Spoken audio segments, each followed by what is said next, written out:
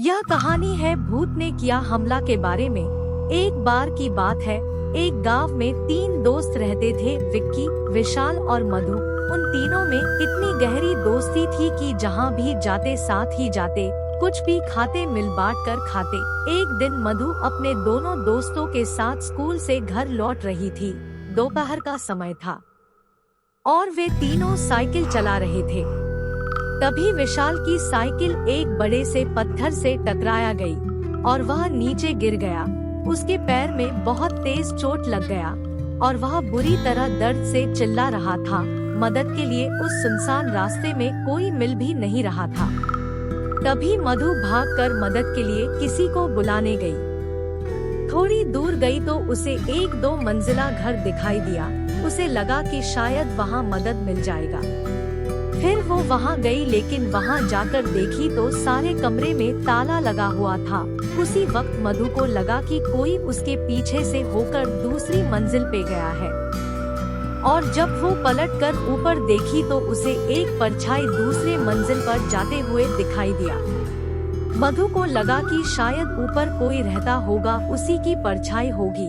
मधु उसे रोकने के लिए आवाज लगाते हुए उसके पीछे पीछे दूसरे मंजिल पर चली गई। फिर वो वहां जाकर देखी तो उस मंजिल पर बस एक कमरा था और उस पर ताला लगा हुआ था। मधु को कुछ समझ नहीं आ रहा था तो वह परछाई को मन का वहम मानकर वापस जाने लगी।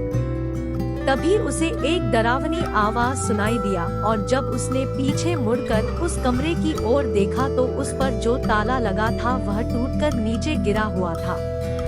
मधु एकदम से डर गई और सोचने लगी कि ये कैसे हो सकता है, लेकिन उसे अपने दोस्त की मदद करनी थी। इसलिए हिम्मत जुटाकर धीरे धीरे उस कमरे में गई। वहां जाकर देखी कि एक बहुत लंबा चौड़ा और डरावना आदमी अपने बिस्तर में सोया हुआ था। मधु ने उससे पूछा, भैया क्या आप मेरी मदद करेंगे? वहां रास्ते में मेरा दोस्त साइकिल से गिर गया है। उसके पैर में बहुत तेज चोट आई है, दर्द के मारे चिल्ला रहा है। अगर आप मेरी मदद करेंगे तो बहुत मेहरबानी होगी। लेकिन वह आदमी मधु की बात का कोई का जवाब नहीं दिया। फिर मधु को उस आदमी पर गुस्सा गई। मधु चिल्लाकर उससे बोली, आपको सुनाई नहीं दे रहा है क्या? मैं आपसे कब से मदद मांग रही हूँ, कुछ बोलते क्यों नहीं? इतना बोलते ही अचानक उस कमरे का दरवाजा अपने आप बंद हो गया। मधु ने ये सब देखकर घबरा गई और दौड़कर दरवाजे की ओर गई और उसे खोलने की कोशिश करने लगी। उसके बहुत कोशिश करने के बाद भी वह दरवाजा नहीं खुला। तभी उस आदमी की जोर जोर से हंसने की आवाज आने लगी। मधु उसके हंसी से इतनी डर गई थी कि उसका पूरा शरीर कांपने लगा और उसकी आवाज भी नहीं निकल रही थी ताकि चिल्लाकर किसी से मदद मांग सके। फिर उसके बाद मधु को एक हल्की सी हवा का एहसास हुआ और जब वह पलटकर देखी तो इसका दिल दहल गया। वह आदमी जो कुछ देर पहले बिस्तर में सोया हुआ था और अब अचानक उसके सामने आकर खड़ा हो गया और जोर जोर से हंसने लगा।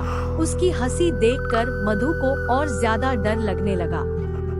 उसे एहसास हो रहा था कि आज ये मुझे जिंदा नहीं छोड़ेगा।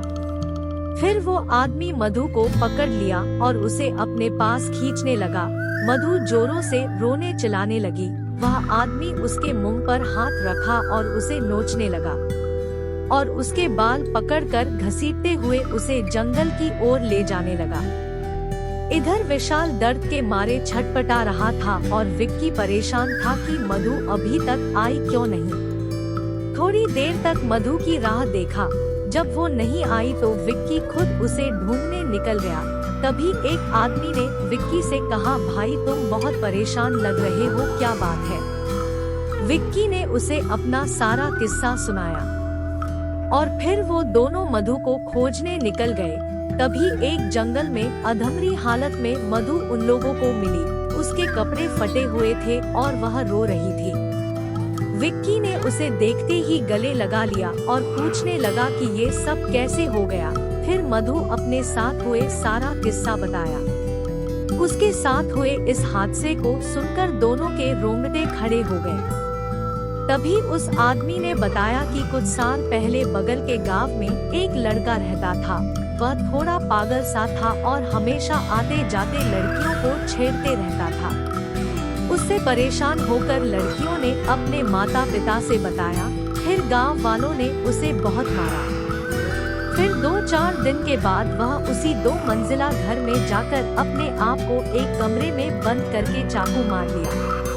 उसकी मौत का काफी दिन तक किसी को पता नहीं चला था, लेकिन जब उसकी लाश मिली तो बहुत ही डरावनी और भयंकर हालत में मिली थी और तब से उसकी आत्मा उसी कमरे में भटकती रहती है।